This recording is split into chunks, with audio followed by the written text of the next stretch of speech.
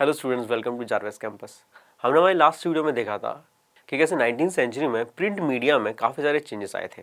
हमने देखा था कि रीडिंग कल्चर में भी काफ़ी सारे चेंजेस, चिल्ड्रन, वुमेन और वर्कर्स भी अब रीडिंग कर रहे थे, बुक्स लिख रहे थे और उनके लिए स्पेशलाइज्ड कंडीशंस वगैरह भी जनरेट की गई थी।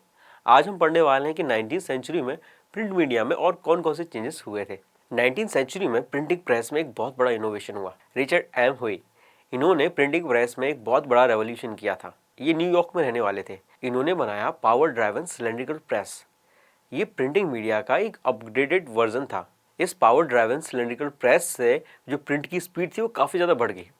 इस प्रिंटिंग प्रेस से आप पर आवर 8000 शीट्स जो थे वो प्रिंट कर सकते थे। इसके अलावा एक और बहुत अच्छा इनोवेशन हुआ ऑफसेट प्रेस का।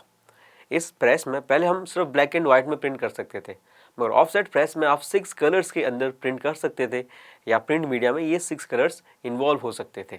इसके बाद कुछ समय बाद इलेक्ट्रिकली ऑपरेटेड प्रेस भी डेवलप हो गई थी, जिसने प्रिंट मीडिया को और भी ज़्यादा एडवांस कर दिया था और भी ज़्यादा फास्ट कर दिया था। इसके अलावा development of feeding paper, quality of sheets, automatic paper sheets, automatic reels, ये सारे इनोवेशंस भी उस टाइम हुए थे प्रिंट मीडिया में। अब ये सारे जो इनोवेशंस अभी हमने देखे ये प्रिंटिंग मशीन्स में थे, मगर उस टाइम प्रिंटिंग कल्चर में भी कई सारे इनोवेशंस आए थे। यानी अब पीरियोडिकल्स की सीरीज आने लगी, वीकली सीरीज, मंथली सीरीज।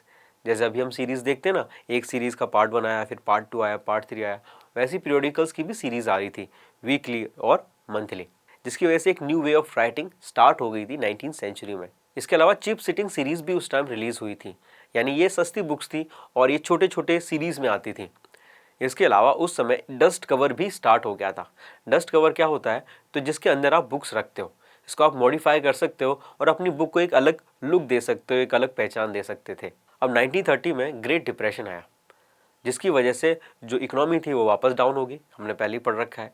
अब इकोनॉमी डाउन हो जाएगी, लोगों के पास पैसे नहीं रहेंगे, और पैसे नहीं रहेंगे तो लोग बुक्स नहीं खरीदेंगे। और इस चीज़ से जो पब्लिशर्स थे वो घबरा गए कि भाई अगर लोगों ने बुक्स नहीं खरीदी तो हमारा धंधा तो बंद हो जाएगा। इसलिए उन्होंने क्या किया, उन्होंने बुक्स को सस्ता करने के लिए सस्ते पेपर शीट्स यूज़ करना स्टार्ट कर दिया, जिसकी वजह से डिप्रेशन के टाइम भी लोगों ने बुक्स खरीदी क्योंकि वो सस्ती हो गई थी। तो ये सारे जो इम्पैक्ट थे 17, 18, 19 सेंचुरी के हमने देखे प्रिंट मीडिया पे।